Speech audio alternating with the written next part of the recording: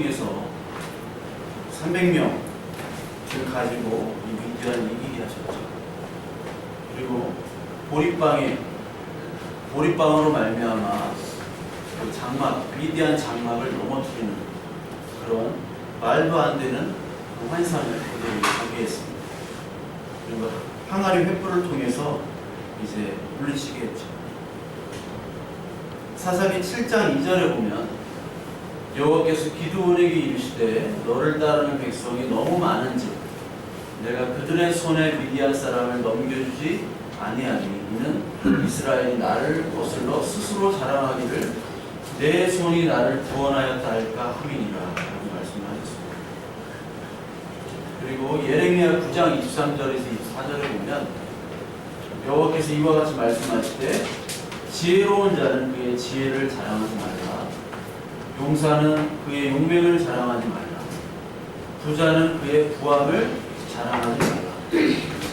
자랑하는 자는 이것으로 자랑할지니 곧 명철하여 나를 아는 것과 나 여호와를 사랑과 정의와 공의를 땅에 행하는 자인 줄 깨닫는 것이라. 나는 이 일을 기뻐하노라. 여호와의 말씀이니라 라고 말씀하셨습니다. 즉 하나님의 말씀은 자랑하지 말라는 거죠. 자랑도 주 안에서 자랑하라고 말씀을 드렸죠. 그럼에도 불구하고 어떤 내 힘으로 어떠한 결과를 얻는 그 사람을, 그렇게 보이는 자를 왕을 삼는 것이 바로 세상입니다. 여기서 이스라엘도 마찬가지로 미디안을 물리친 하나님께서 사용한 그 기드온을 왕을 삼으려고 했죠. 원래 왕은 하나님만이 왕입니다. 보이지 않는 하나님이 왕이기 때문에 사람들은 보이지 않는 하나님께 기도하고 응답받고 그에게 결과물을 얻는 것을 굉장히 힘들어합니다. 왜냐하면 즉시 결과가 나타나지 않고 보이지 않기 때문에. 그래서 이 사람들은 보여지는 성취를 한 사람을 하나님 대신 왕을 삼게 하려고 하는 거죠. 그래서 기드온을 왕을 삼으려고 했는데 기드온은 이스라엘의 제안을 거절한 대신에 뭐를 만들었죠? 에봇이라는 것을 만들었습니다. 에봇이라는 것은 제사장이 입는 옷입니다.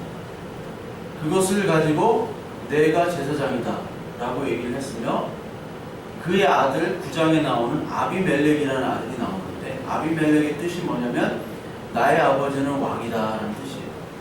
즉 자신의 아들의 이름을 짓고 나서 이제 아들의 이름을 통해서 내가 왕이다라는 걸 얘기를 하시는 거죠. 우리 주한이가 이름이 주 안에서 주왕이라고 하면 주님이 왕이다. 주왕이라고 하면 신앙 고백이 바로 되는데 선왕, 김선왕, 선영이가 왕이다. 그거 같이 진 거예요. 그러니까 이 에봇을 만들었으면서 동시에 이 에봇 자체가 이제 섬기는 자신의 종교가 됐다고 했죠. 그러면서 이 장면에서 그 전에 나왔던 출애굽기 32장에 나온 아론이 금송아지를 만드는 장면이 있죠. 똑같이 그 문을 가지고 하나는 에봇을 만들고 하나는 금송아지를 만들어서 이것이 하나님이다 라고 섬기는 겁니다. 그래서 성경에 보면은 이 에봇을 만드는데 백성들이 즐거이 헌신했다고 했어요. 즉 우리가 구분해야 될 것은 이것은 과연 우상인가 아닌가예요. 우상을 만드는데 헌신을 합니다. 사람들이 헌신을 안 할 것 같지만 헌신을 해요. 저것은 우상입니다. 저것을 만들면 안 됩니다. 라고 얘기를 하면 그들을 그 말씀에 동조를 하는 사람들이 많이 생길 수 있습니다. 그러나 시간이 지날수록 언제부턴가 그렇게 우상을 구별했던 사람조차도 다른 것을 우상으로 섬기는 것들이 비일비재합니다. 하나님께서 규정하신 대로가 아닌 인간의 임의대로 만든 이 에봇은 바로 창세기 3장에 나오는 무화과 나뭇잎의 비유라고 했죠. 무화과 나뭇잎은 나무라는 것. 원래 무화과 나무, 우리 사사기 9장에 보면 가시나무가 나오고 무화과 나무, 그리고 감람나무, 포도나무 이런 나무 비유가 나옵니다.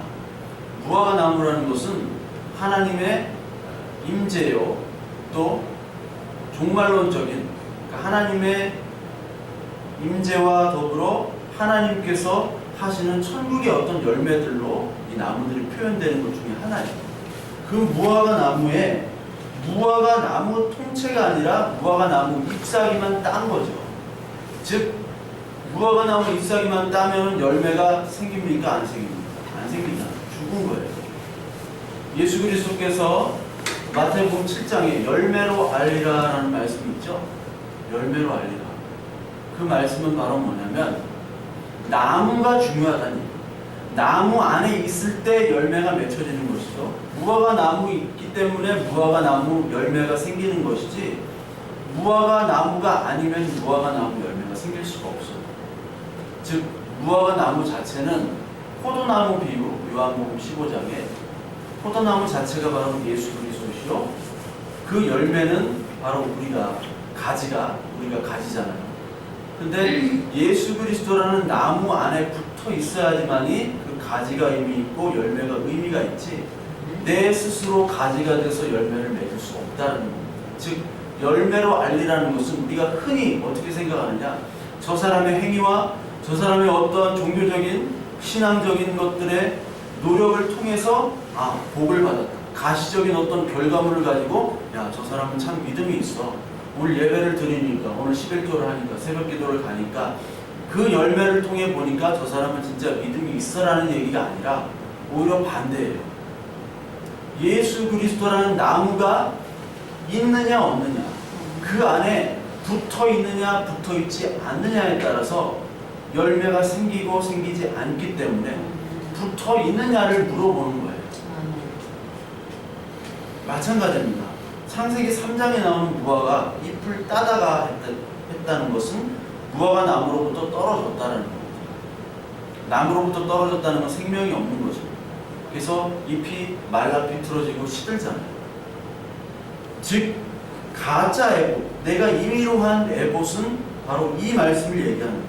자기 부끄러움을 가리는데 열성을 다해서 만든 그 무화과 나무 잎은 바로 우리가 체면으로 우리 어떤 재산과 명예와 그런 것들을 잃어버리기 싫기 때문에 우리가 하는 모든 노력과 모든 행위들을 바로 무화과 나무라고 얘기하는 겁니다.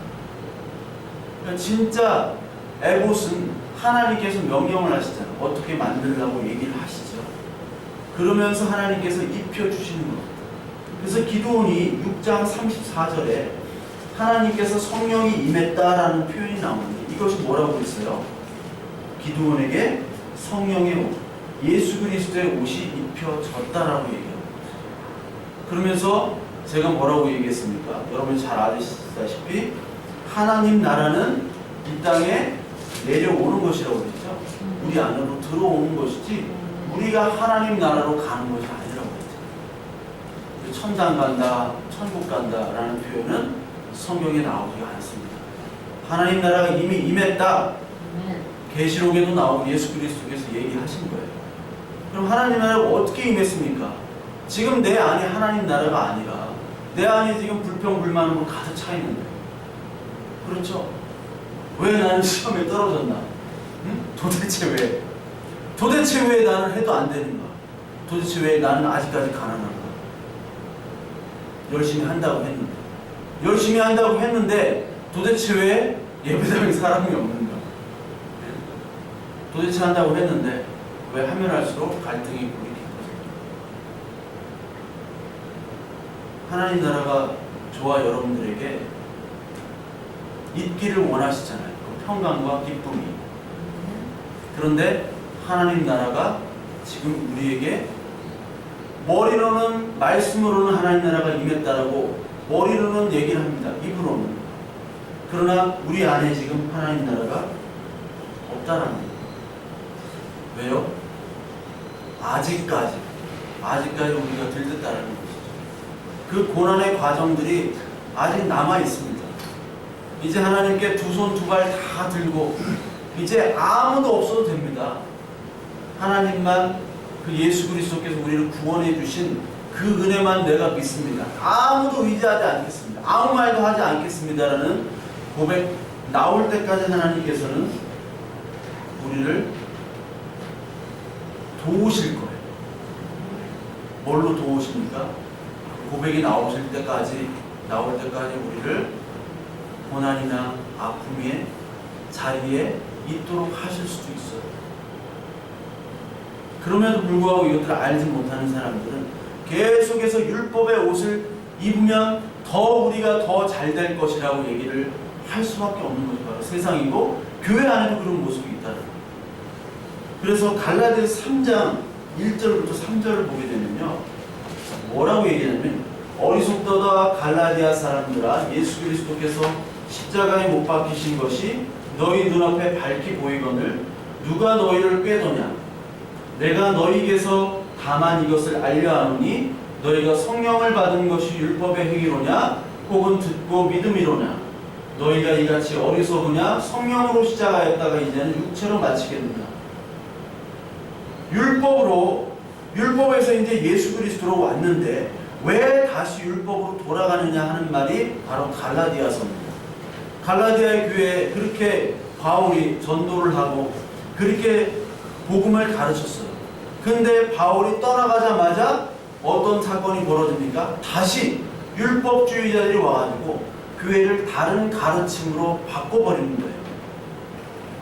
율법을 완성하시고 예수 그리스도를 믿어야 되는데 예수 그리스도를 죽여야 되고 율법을만을 따라야 된다고 하는 사람들에게 속아서 다시 성령을 받았다고 하지만 다시 어떻게 육체로 돌아가느냐, 성령으로 시작하였다가 육체로 돌아가느냐 하는 말이 바로 갈라디아의 말입니다. 마찬가지로 기도원이 성령에 임했다고 그랬잖아요. 그리고 그리스도의 옷이 입혀졌다고 그랬잖아요. 그런데 기도원이 지금 하는 짓거리가 뭡니까? 에봇을 다시 만든 거예요. 다시 무화과 나뭇잎을 만든 거예요. 예수 그리스도께서 가죽옷을 입혀주셨는데 다시 무화과 나뭇잎을 입고 그것이 썩어지고 비틀어지고 시들어가는지도 모르고 그것을 자랑하고자 하는 것이 바로 기도원입니다. 그러면서 그것을 백성들은 음란히 섬겼다라고 나오는 것이죠. 그래서 제가 히브리서 11장을 예를 들면서 실체와 그림자에 대해서 말씀을 드렸죠. 히브리서 11장 1절부터 2절을 보면 믿음은 바라는 것들의 실상이요 보이지 않는 것들의 증거니 선진들이 이로써 증거를 얻었느니라. 이 믿음을 예수 그리스도로 바꾸라고 했잖아요. 즉 우리가 바라는 것들과 보이지 않는 것들의 증거가 바로 예수 그리스도로 나타났다는 거죠. 특히 24절에 보면은 믿음으로 모세는 바로의 공주의 아들이라 칭함받기를 거절하고 하나님의 백성과 함께 고난받기를 잠시 죄악의 낙을 누리는 것보다 더 좋아하고 그리스도를 위하여 받는 수모를 애굽의 모든 보화보다 더 큰 재물로 여겼으니 이는 상 주심을 바라봅니다.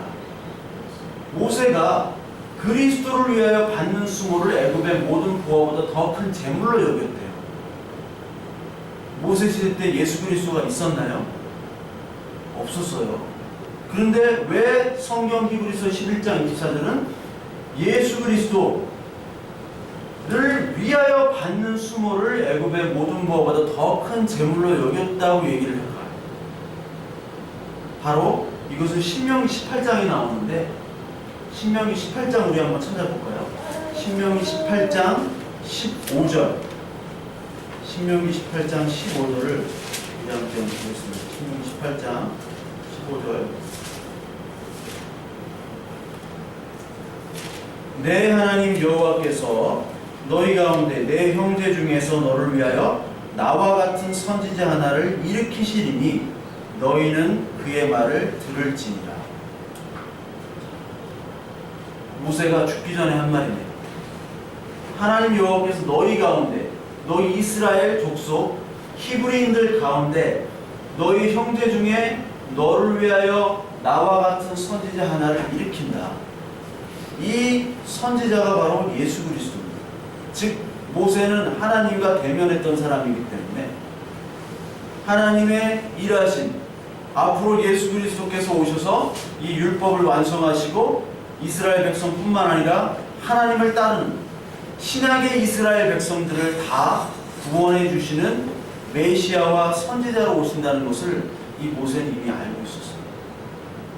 그렇기 때문에 히브리서에서 예수 그리스도 통해서 얻어지는 이 구원, 그 구원을 가장 큰 재물로 여겨서 애굽의 모든 부하를 물리칠 수 있었다는 것이죠. 그것이 바로 믿음인데, 그 믿음의 주체 역시도 모세의 믿음이 아니라 하나님의 열심으로 그 모세가 믿도록 믿음을 주셨다는 거죠.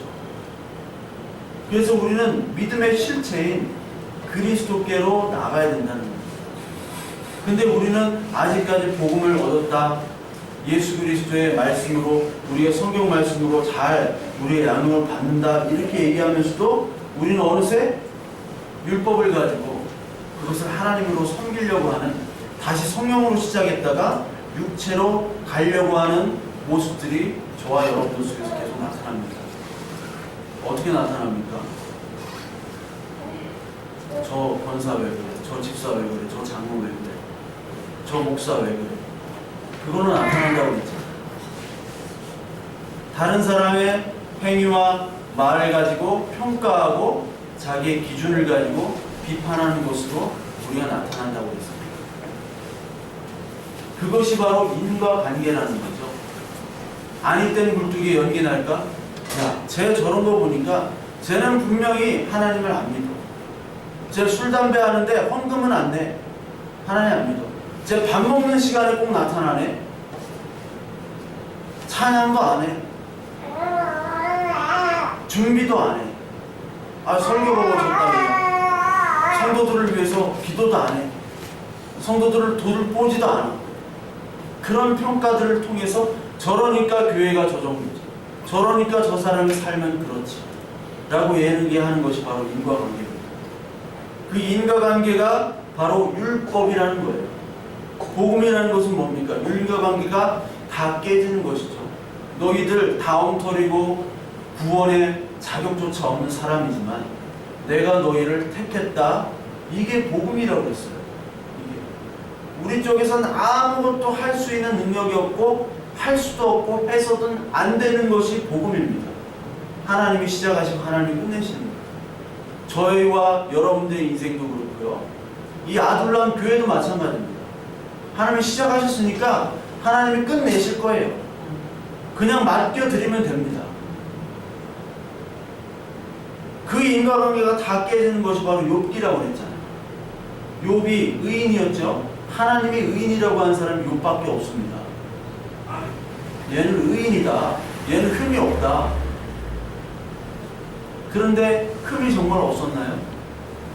욥이 보면 욥기 3장 1절에 보면 욥이 너무나 고난을 받으니까 마누라도 나가서 죽으라고 그러지, 그리고 자식도 다 죽었지, 재산 다 날라갔지, 친구들이 위로한다고 와가지고 친구들이 뭐라고 그러잖아요. 네가 죄가 있기 때문에 이렇게 벌을 받는 거다.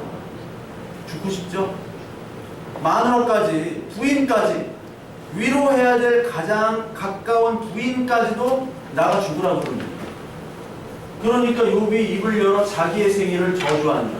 어째 내가 태에서 죽지 아니하여 내 눈으로 환난을 보게 하였음이로구나. 자기의 생일을 저주하잖아. 하나님을 저주합니다. 욥이 의인입니까? 고난의 의인이 드러나지 않고 자기의 의가 드러나고 하나님을 저주하는 말을 하죠. 즉 나는 의인인 줄 알았는데 이제 죄인임이 폭로되는 것이 바로 이 욥기예요. 그러면서 내가 가지고 있는 율법과 저 친구들이 가지고 있는 율법과의 대결이라고 그랬잖아요. 그때 욥기 40장 1절 5절에 주님께서 또 욥에게 말씀하죠. 전능하신 하나님과 다투는 욥아, 내가 나를 꾸짖을 셈이냐? 내가 나를 비난하니 어디 나에게 대답해 보아라. 하나님을 비난하는 욥을 보고 하나님께서 네가 나를 비난해? 나에게 대답해봐. 그때 욥이 주님께 대답하였다. 나는 비천한 사람입니다. 제가 무엇이라고 감히 주님께 대답할 수 있겠습니까? 다만 손으로 입을 막을 뿐입니다. 이미 말을 너무 많이 했습니다. 이게 세 번역입니다. 그리고 뒤에 가면 아직도 너는 내 판결을 비난하려느냐? 하나님 요백에 말씀하시죠. 내가 자신을 옳다고 하려고 내게 잘못을 덮어 씌우려느냐? 즉 하나님 앞에 섰을 때는 우리가 입을 닫을 수밖에 없어요. 내가 잘났다고 막 떠드는데 정말 대가가 하나 오죠? 우리가 막 잘났다고 우리 다 떠들잖아요. 잘났다고 떠드는데 진짜 세계 최고의 사람이 딱 오면 입을 닫을 수밖에 없어요. 하나님 앞에서는 우리의 모든 행위들이 입을 닫을 수밖에 없어요. 그래, 네가 이것들은 잘했어. 근데 다른 면을 한번 볼까? 하면 우리는 입을 닫을 수밖에 없어요. 하나님은 입을 닫도록 하나님이 만들어 버리시는 분입니다. 하나님을 만나고 하나님의 음성을 듣고 하나님의 말씀 앞에서 은혜가 받은 자는 그것이 하나님 만나는 거잖아요. 쉽게 말하면 입을 닫아질 수밖에 없어요. 여러분, 다윗은 정말 용사였습니다. 하나님의 용사였어요. 처음에는. 근데 이 세상 용사로 변해가죠. 칭찬을 받죠. 그 다음에 이제 세상의 나락으로 떨어집니다. 자기 죄악이 다 폭로되잖아요. 넌 살인자다, 간음자다, 넌 아무것도 아니다. 그 후에 다윗의 인생을 한번 보세요. 다윗은요, 자신의 그 살인과 간음의 죄들이 자신의 자식 때, 자신의 집안에서 일어납니다. 자신의 집안에서 일어난다는 것은 여러분, 쉽게 말해서 이건 있을 수 없는 거예요. 하나님이 다윗을 왕으로 세우고 너의 후손으로 너의 영원한 언약, 다윗 자손의 영원한 언약을 세워주시겠다고 사무엘하 7장 16절에 말씀을 하셨는데, 아니 하나님의 축복을 받고 너의 집안 자손으로부터 예수 그리스도가 나온다라고 한 집안의 꼬라지가 거든요. 이건 있을 수 없는 얘기고, 자타 모든 사람이 판단할 때 저건 아니야. 하나님이 없던가, 하나님이 거짓말하던가, 저 사람이 잘못됐던가. 근데 하나님이 잘못 선택한 거잖아요, 그건. 그런데 이 다윗의 고난은 계속해서 이어지고 압살롬이라는 아들이 자기를 반역하잖아요. 압살롬이 암논이라는 큰아들을 죽여버립니다. 이복동생까지 다 죽여버려요. 그리고 나중엔 아히도벨, 요압, 이런 사람들, 자신의 신복들이 자신을 죽이려고 쿠데타를 계획을 해요. 이 사람들이 다 어디서 만난 사람들입니다. 자신의 가족부터 아히도벨, 요압, 이런 장군들, 참모, 제사장들이 어디서 만난 사람들이에요. 그 고생했던 아둘람 굴에서 생사고락을 같이 하면서 쉽게 말하자면 삼국지 도원결의한 사람들이에요. 피로 맹세한 사람들이에요. 네가 죽으면 내가 죽어. 우린 한 가족이야. 그랬던 사람들이 다 배반하고 죽이려고 서로 죽이는 사람들이 돼버린 겁니다. 하나님 마음에 합한 다윗이 왜 이런 인생을 살게 돼요? 이에 비해서 기드온 보세요. 기드온 여기 8장에 보면요, 기드온은 잘 먹고 잘 살았어요. 8장 28절에 보면 미디안이 이스라엘 자손 앞에 복종하여 다시는 그 머리를 들지 못하였으므로 기드온이 사는 40년 동안 그 땅이 평온하였더라. 기드온이 하니까 40년간 평화로웠어요. 기드온이 하는 일마다 다 잘 됐습니다. 그리고 아들이 몇 명이었어요? 70명이었어요. 기드온이. 아들이 70명에다가 집안 잘 되죠. 나라는 태평성대하죠. 40년 동안. 근데 기드온은 자기의 종교를 만들었고, 다윗은 하나님 마음에 합한 자라는데 지질이 계속 고생하고 자신이 그렇게 몸바쳤던 사람들, 같이 생사고락을 함께 했던 사람들조차 자신을 배반하고 자신을 떠났습니다. 아둘람의 굴은 더 이상 없어요. 다 깨졌어요. 그럼에도 불구하고 하나님은 입을 닫으라고. 그래서 하나님은 저희들에게 사랑과 교회, 하나님 이 위기와 이 어려움들을 어떻게 이겨나가니까에 대한 답을 주시기보다는 너는 정말 나를 사랑하느냐, 너는 정말 경외하느냐, 그 고백과 그 기도를 원하시는 거예요. 저도 그렇고 여러분들도 그렇고 먼저 저를 만드시는 과정이고요. 이 과정은 또 여러분들 만드시는 과정입니다. 여러 가지 교회의 자분들이 있습니다. 저와의 관계가 멀어진 분들이 있습니다. 물론 제가 잘못을 했지만 오해도 있고 여러 가지 다 논리들이 있습니다. 그러나 저와 모든 성도들, 여러분들도 다 포함해서 그것을 말하기보다는 먼저 하나님께 가야 됩니다. 먼저 하나님께. 나도 할 말이 있고 저들도 할 말이 있어요. 나도 예배가 늦게 시작하는 거 보면 속이 터지고 오늘도 토요일날 다 이 청년들은 과연 왜 이럴까? 왜 이 교회는 그럴까? 내가 잘못했는가? 내가 죄가 많아서인가? 내가 잘못 가르쳤는가? 복음을 안다고 하면서 복음을 모른다고 하는 열심히 우상을 섬기면서 저것만 잘하면 잘 되겠지 하는 사람들의 인격과 모습보다도 더 못하는 모습들 우리들에게 실제로 보여지잖아요. 그때 사람에게 가서 하소연하기 전에 하나님에게 갑시다.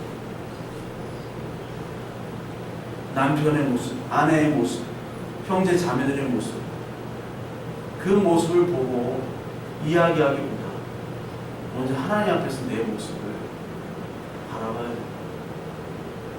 그것이 오늘 예배를 통해서 들려주시는 하나님의 은혜고 그것이 바로 하나님 앞에서 내가 입을 닫을 수밖에 없는 존재임을 깨달음으로 말미암아 하나님의 은혜와 그 사랑이 얼마나 큰지를 알 수 있는 하나님의 최고의 섬김입니다. 그래서 우리는 이 율법을 하나님으로 만드는지도 몰라요. 아, 이런 아내, 이런 남편, 이런 목회자, 이런 교회, 이런 성도 자꾸 만든다고 그랬잖아요. 그것마저도 하나님 앞에서 내려놔야 되는데 이런 교회가 되게 하옵소서. 이런 목회자가 되게 하옵소서. 그렇게 해야죠. 당연히. 그렇지만 그것 자체가 자신이 하나님의 왕이 돼서 그것으로 판단해서 이렇게 해야 된다는 어떤 율법을 가지고 하나님으로 섬기는 것은 아닌지 우리가 다시 한번 봐야 됩니다. 그래서 예수님께서 죽으실 때 무슨 옷을 입었습니까? 자주색 옷을 입었어요. 자주색 왕의 옷을 입었습니다. 그 왕의 옷을 입은 게 아니라 입혔죠, 사람들이. 왜 입혔습니까? 왕이라고 치고 너는 유대인의 왕이다라고 조롱하면서 모욕과 조롱을 했던 겁니다. 너 왕이라면서 자 옷을 한번 입어봐. 그 다음에 뺨으로 후려치고 침 뱉고 발로 차고 채찍으로 때렸습니다. 그 다음에 이제 너는 이제 죽을 때가 됐으니까 이제 옷 벗어. 왜? 뺨으로 후려치고 채찍으로 칠 때 그때 만약에 예수 그리스도께서 예전과 같은 기적과 예전과 같은 능력이 나타났다면 왕으로 그들을 인정했을 거예요. 즉 그들이 입힌 옷, 이 많은 군중들이 입힌 옷은 내가 원하는 왕, 내가 원하는 예수가 되도록 하기 위한 옷을 임의적으로 입힌 에봇이에요. 그것이. 그런데 능력이 예전처럼 안 나타나거든요. 그러니까 빨가벗겨가지고 십자가에 박아 죽여버린 거예요. 우리도 그렇죠? 우리도 지금 뭘 믿고 있습니까? 저와 여러분들이. 왜 예배를 드리고 왜 이 자리에 나와서 왜 설교를 하고 왜 찬양을 하고 왜 밥을 하고 왜 나왔어요? 지금 우리가 원하는 예수님을 얻으려고 나온 게 아닌지, 내가 원하는 예수가 아니면 예수를 잡아다가 다시 옷을 벗겨서 십자가에 죽게 하고 그 다음에 그 옷을 우리의 전리품으로 가져가는 박제 같은 예수를 우리는 섬기는 것이 아닌지, 우리가 말씀 앞에서 깊이 저와 여러분들이 정말 나는 뭘 믿는가에 대해서 이 말씀을 가지고 우리가 깊이 들어가야 돼요. 그렇다면요 우리 기도할 때 우리의 죄밖에 안 나올걸요. 우리의 헛된 바람밖에 안 나올걸요. 그러면 그 사람이 나에게 뭐라고 했든, 그 사람이 나한테 어떠한 말을 했든, 나에게 어떠한 억울함이 있든 그 억울함이 나의 죄악보다 크게 보이지 않을 겁니다. 제가 먼저 그렇게 되도록 여러분들이 기도해 주셔야 돼요. 제가 가장 연약한 사람입니다. 저도 요즘 마음적으로는 억울한 게 있어요. 왜 나는 맨날 욕만 먹는가? 예전에는 목회자, 담임 목사들한테 그렇게 욕을 먹고 주위의 목사들한테 그렇게 욕을 먹었는데 나는 성도님들한테 욕을 안 먹을 줄 알았는데 성도님들이 저한테 많은 참 아쉬움, 이랬으면 좋겠다, 저랬으면 좋겠다 하는 말씀을 들을 때 나는 한다고 했는데 그러면서 내 마음에 이 교회는 도대체, 이 사람들은 도대체 하나님은 어떻게 해주시겠지? 이 교회 하나님 하실 거야? 누가 하겠지? 왜 믿음이 없습니까, 목사님? 왜 하나님이 다 하실 줄 아는데 왜 믿음이 없습니까? 그 얘기를 들으면 저는 속으로 왜 너는 헌신하려고 하는 마음이야? 남이 하기 전에, 하나님이 하기 전에 너의 헌신은 어디 갔냐?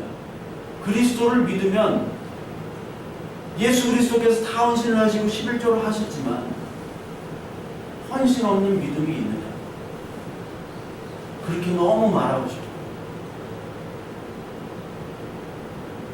다 놀러온 것 같아요. 저부터가 그랬습니다. 청년들이라고 하기에 청년도 아니잖아요. 다 30살 넘었잖아요. 하나님 왜 오는 사람마다 이렇게 어렵습니까? 저의 능력을 너무 과대평가하시지 않는 겁니까? 너무 능력이 많은 사람이나 감당할 수밖에 없는 것 같은데 하나님 왜 이 자리에 저를 부르셨나요? 제가 그런 마음들을 놓고 이렇게 토로를 하면요, 저의 죄를 보여주세요. 저의 악을 보여주세요. 그래서 그들을 정말 미워하고 싶어도 내 자신이 더 미워집니다. 내 자신이 더 미운데, 내 자신이 더 악한데 어떻게 그를 미워할 수가 있겠어요? 거기까지 하나님이 저의 마음을 낮추시더라고요. 언제 또 막 미움이 나타날 수도 있겠죠.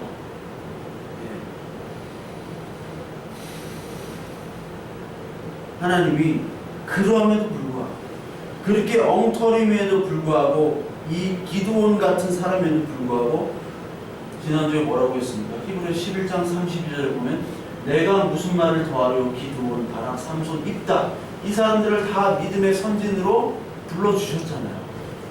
그게 뭐냐면 그래 너는 안 돼, 내가 할 거야, 너 가만히 있어, 그거잖아요. 저와 여러분들 이 교회 아무리 엉터리 같아도 지금까지 하나님이 이 교회와 함께 하셨어요. 이 교회 옮기는 그 과정과 또 얼마나 이렇게 풍성합니까? 네? 저는 이렇게까지 풍성하게 될 줄 몰랐어요. 하나님이 함께 하신다는 것을 저는 여러분도 느낄 수 있습니다. 그렇다면 하나님이 하실 건데 왜 우리는 서로 이걸 해야 된다, 말아야 된다 하면서 서로를 정죄했을까? 기드온이 그렇게 엉터리처럼 자신의 우상을 섬겼는데도 불구하고 하나님이 영을 한 번 입히신 후에 그것을 하나님이 벗기시지 않았습니다.